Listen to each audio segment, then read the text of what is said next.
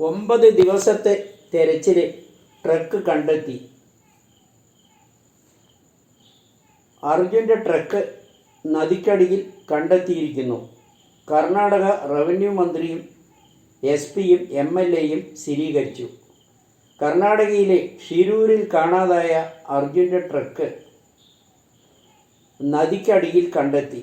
Karnataka revenue മന്ത്രി Krishna ബൈരഗൌഡയും police ഇക്കാര്യം സ്ഥിരീകരിച്ചു. ഇത് ബൂം എക്സ്കവേറ്റർ ഉപയോഗിച്ച് ഉടൻ പുറത്തെടുക്കാൻ ശ്രമം നടക്കുകയാണ്. അതിനാവശ്യമായ യന്ത്രസാമഗ്രികളും മറ്റും എത്തിക്കാനും നടപടികൾ സ്വീകരിച്ചു വരികയാണ്.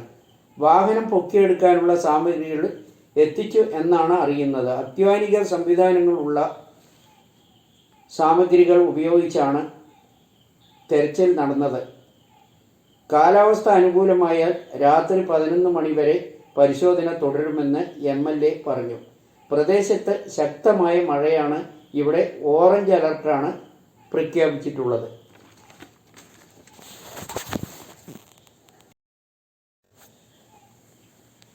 ഹേമ കമ്മീഷൻ റിപ്പോർട്ട് പുറത്തുവിടുന്നതിന് ഹൈക്കോടതി സ്റ്റേ. സിനിമാ മേഖലയിലെ സ്ത്രീകൾ നേരിടുന്ന പ്രശ്നങ്ങൾ പരിശോധിക്കാൻ ചുമതലപ്പെടുത്തിയ ജസ്റ്റിസ് ഹേമ കമ്മീഷൻ റിപ്പോർട്ട് പുറത്തുവിടുന്നതിനെതിരെ ഹൈക്കോടതിയിൽ ഹർജി. നിർമ്മാതാവ് സജി മോൻ പാറയിലാണ് ഹൈക്കോടതിയെ സമീപിച്ചത്. റിപ്പോർട്ട് പുറത്തുവിടണമെന്ന് വിവരാവകാശ കമ്മീഷന്റെ ഉത്തരവ് റദ്ദാക്കണമെന്നും ആവശ്യപ്പെട്ടാണ് ഹർജി. റിപ്പോർട്ട് പുറത്തുവരുന്നത് സിനിമാ മേഖലയിലെ വ്യക്തികളുടെ സ്വകാര്യതയെ ലംഘിക്കപ്പെടാൻ കാരണമാകുമെന്ന് ഹർജിയിൽ പറയുന്നു. തങ്ങളുടെ വ്യക്തിഗത വിവരങ്ങൾ പുറത്തുവിടാൻ വെളിപ്പെടുത്തലുകൾ നടത്തിയവരുടെ ജീവൻ പോലും അപകടപ്പെടുത്തുന്നതാണ് റിപ്പോർട്ട് പുറത്തുവിടാനുള്ള തീരുമാനമെന്നും ഹർജിയിൽ പറയുന്നുണ്ട്. തുടർ നടപടി അടിയന്തരമായി സ്റ്റേ ചെയ്യണമെന്നും ഹർജിയിൽ ആവശ്യപ്പെടുന്നു. ഹർജി ഹൈക്കോടതി ഇന്ന് പരിഗണിച്ചപ്പോഴാണ് ഹേമ കമ്മീഷൻ റിപ്പോർട്ട് പുറത്തുവിടുന്നതിന് സ്റ്റേ നൽകിയത്. കെട്ടിട നിർമ്മാണ പെർമിറ്റ് ഫീസ് കുറയ്ക്കാൻ സർക്കാർ തയ്യാറായി. 60% വരെ കുറവെന്ന് പറയുന്നു. കെട്ടിട നിർമ്മാണ പെർമിറ്റ് ഫീസ് കുറയ്ക്കാൻ സർക്കാർ തീരുമാനം. 60% വരെയാണ് നിരക്കുകളിൽ ഉണ്ടാകുന്ന കുറവ്. 80 ചതുരശ്ര മീറ്റർ വരെയുള്ള കെട്ടിടങ്ങളെ പെർമിറ്റ് ഫീസിൽ നിന്ന് കഴിഞ്ഞ വർഷം സർക്കാർ ഒഴിവാക്കിയിരുന്നു. 81 സ്ക്വയർ മീറ്റർ മുതൽ 300 സ്ക്വയർ മീറ്റർ വരെയുള്ള വിസ്തീർണമുള്ള വീടുകൾക്ക് ചുരുങ്ങിയത് 50% പെർമിറ്റ് ഫീസ് കുറയ്ക്കുകയാണ് എന്ന രീതിയിലാണ് പുതിയ നിരക്ക്. കോർപ്പറേഷനിൽ 81 മുതൽ 150 വരെ ചതുരശ്ര മീറ്റർ വിസ്തീർണമുള്ള വീടുകൾ പെർമിറ്റ് ഫീസ് 60% കുറയ്ക്കും. പുതിയ നിരക്കുകൾ ഓഗസ്റ്റ് 1 നിലവിൽ വരുമെന്ന് മന്ത്രി MP രാജേഷ് പറഞ്ഞു. ഗ്രാമപഞ്ചായത്തുകളിൽ 81 മുതൽ 150 വരെയുള്ള വീടുകളുടെ പെർമിറ്റ് ഫീസ് സ്ക്വയർ മീറ്ററിന് 50 രൂപയിൽ നിന്ന് 25 രൂപയായി കുറയ്ക്കും. മുനിസിപ്പാലിറ്റിയുടെ നിരക്ക് 70-ൽ നിന്ന് 35-ആയും കോർപ്പറേഷൻ 100-ൽ നിന്ന് 40-ആയുമായാണ് കുറയ്ക്കുന്നത്. 151 മുതൽ 300 വരെയുള്ള സ്ക്വയർ മീറ്റർ വരെയുള്ള വീടുകളുടെ ഫീസ് പഞ്ചായത്തുകളിൽ സ്ക്വയർ മീറ്ററിന് 100 രൂപ എന്നതിൽ നിന്ന് 50 രൂപയായും മുനിസിപ്പാലിറ്റികളിൽ 120-ൽ നിന്ന് 70 രൂപയുമായ ആണ് കുറയ്ക്കുന്നത്. കേരളത്തിലെ നിലവിലുള്ള പെർമിറ്റ് ഫീസ് രാജ്യത്തെ ഏറ്റവും കുറഞ്ഞ പെർമിറ്റ് ഫീസാണ് എന്ന വസ്തുത നിലനിൽക്കെയാണ് സർക്കാർ ജനങ്ങളുടെ ആവശ്യം മുൻനിർത്തി പകുതിയിലേറെ കുറച്ചതെന്ന് വകുപ്പ് മന്ത്രി അറിയിച്ചു. എന്നാൽ ജനങ്ങൾ പറയുന്നത് നികുതികളും ഫീസുകളും കൂട്ടി ജനങ്ങളെ കൊള്ളയടിച്ച് മന്ത്രി പറഞ്ഞത് മറ്റ് എല്ലാ സംസ്ഥാനങ്ങളെക്കാൾ കുറവാണെന്നാണ് അന്ന് ന്യായീകരിച്ചത്. അങ്ങനെയാണെങ്കിൽ പിന്നെ എന്തിനെ കുറയ്ക്കാൻ ഒരുങ്ങി എന്നാണ് ജനങ്ങൾ ചോദിക്കുന്നത്.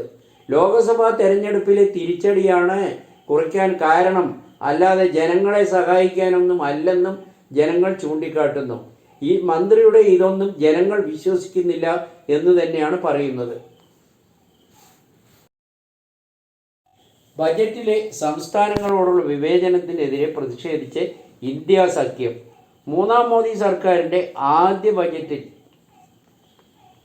പ്രതിപക്ഷ പാർട്ടികൾ ഭരിക്കുന്ന സംസ്ഥാനങ്ങളെ അവഗണിച്ചെന്നാരോപിച്ച് ഇന്ത്യ സഖ്യത്തിലെ പാർട്ടികൾ പാർലമെന്റിന് മുന്നിൽ പ്രതിഷേധിക്കുന്നു. ബജറ്റിനെതിരെ രാജ്യസഭയിൽ ലോക്സഭയിലും പ്രതിപക്ഷ MP-മാർ പ്രതിഷേധം രേഖപ്പെടുത്തുകയും ധനമന്ത്രിയുടെ മറുപടിയിൽ പ്രതിഷേധിച്ച് ഇറങ്ങിപ്പോക്കും ചെയ്യുകയും ചെയ്തു. നീതി ആയോഗിന്റെ യോഗം ബഹിഷ്കരിക്കുമെന്ന് 4 സംസ്ഥാനങ്ങളിലെ മുഖ്യമന്ത്രിമാർ ബജറ്റ് വിവേചനത്തിൽ പ്രതിഷേധിച്ച് നീതി ആയോഗിന്റെ യോഗം ബഹിഷ്കരിക്കാൻ ഒരുങ്ങി. 4 സംസ്ഥാനങ്ങളിലെ മുഖ്യമന്ത്രിമാർ 3 കോൺഗ്രസ് മുഖ്യമന്ത്രിമാരും തമിഴ്നാട് മുഖ്യമന്ത്രി MK സ്റ്റാലിനുമാണ് യോഗം ബഹിഷ്കരിക്കുമെന്ന് പ്രഖ്യാപിച്ചിട്ടുള്ളത്.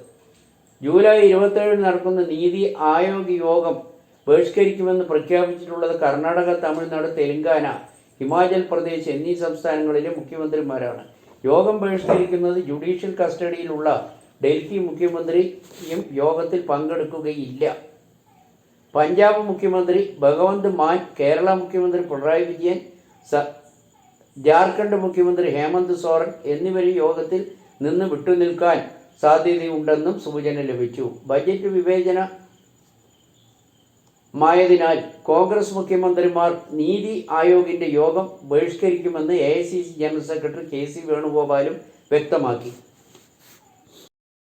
നേപ്പാളിൽ വിമാനം തകർന്ന് 18 മരണം, പൈലറ്റ് ഗുരുതരാവസ്ഥയിൽ. കാഠ്മണ്ഡു, നേപ്പാളിൽ ശൗര്യ എയർലൈൻസിന്റെ വിമാനം ടേക്ക് ഓഫിനിടെ തകർന്നു വീണ് 18 പേർ മരിച്ചു. ഗുരുതര പരിക്കോടെ പൈലറ്റ് MR ഷാക്യ ചികിത്സയിലാണ്. ജീവനക്കാർ ഉൾപ്പെടെ 19 പേരാണ് വിമാനത്തിലുണ്ടായിരുന്നതെന്ന് വിമാനത്താവള വക്താവ് പ്രേംനാഥ് ധ പറഞ്ഞു. ത്രിഭുവൻ രാജ്യാന്തര വിമാനത്താവളത്തിൽ രാവിലെ 11 മണിയോടെയാണ് അപകടമുണ്ടായത്. കാഠ്മണ്ഡുവിൽ നിന്ന് പൊഖറയിലേക്ക് പുറപ്പെട്ടതാണ് വിമാനം. ടേക്ക് ഓഫിനിടെ വിമാനം റൺവേയിൽ നിന്ന് തെന്നിമാറിയാണ് അപകടം സംഭവിച്ചതെന്നാണ് പ്രാഥമിക നിഗമനം. കേന്ദ്ര ബജറ്റ് അവതരണം കഴിഞ്ഞു. ഓഹരി നിക്ഷേപം എങ്ങനെ മുന്നോട്ട് പോകും? നിക്ഷേപങ്ങൾ ജാഗ്രത പാലിക്കേണ്ടത് എവിടെ? ധനകാര്യ സ്ഥിരതയോടുകൂടിയ സാമ്പത്തിക വളർച്ച കൈവരിക്കുന്നതിനും തൊഴിലവസരങ്ങൾ സൃഷ്ടിക്കുന്നതിനും ഊന്നൽ നൽകിയിട്ടുള്ള ബജറ്റാണ് ധനമന്ത്രി നിർമ്മല സീതാരാമൻ അവതരിപ്പിച്ചിട്ടുള്ളത്. 2025 സാമ്പത്തിക വർഷത്തിലെ ധനകമ്മി ലക്ഷ്യം ഇടക്കാല ബജറ്റിലെ 5.1% നിന്ന് 4.9% കുറച്ചത് ധനകാര്യ സ്ഥിരതയോടുള്ള വളർച്ചയ്ക്ക് സർക്കാർ പ്രാധാന്യം നൽകുന്നു എന്നതിനെ സൂചിപ്പിക്കുന്നു. ഇന്ത്യൻ ക്രെഡിറ്റ് റേറ്റിംഗ് ഉയർത്തുന്നതിന് ഇത് സഹായിക്കും. പാവപ്പെട്ടവരുടെയും യുവാക്കളുടെയും കർഷകരുടെയും ക്ഷേമത്തിനായി സർക്കാർ പ്രതിജ്ഞാബദ്ധമാണെന്ന് ധനമന്ത്രിയുടെ പ്രസംഗത്തിൽ ഊന്നി പറഞ്ഞു. 2047ഓടെ വികസിത രാജ്യം എന്ന ഭാരതം എന്ന ലക്ഷ്യം കൈവരിക്കുന്നതിനായി സമഗ്ര പരിഷ്കാരങ്ങൾ ആവശ്യമുണ്ട്. അതിനായി 9 മേഖലകൾ ഇതിനായി പ്രഖ്യാപിക്കുകയും ധനമന്ത്രി ചെയ്തു.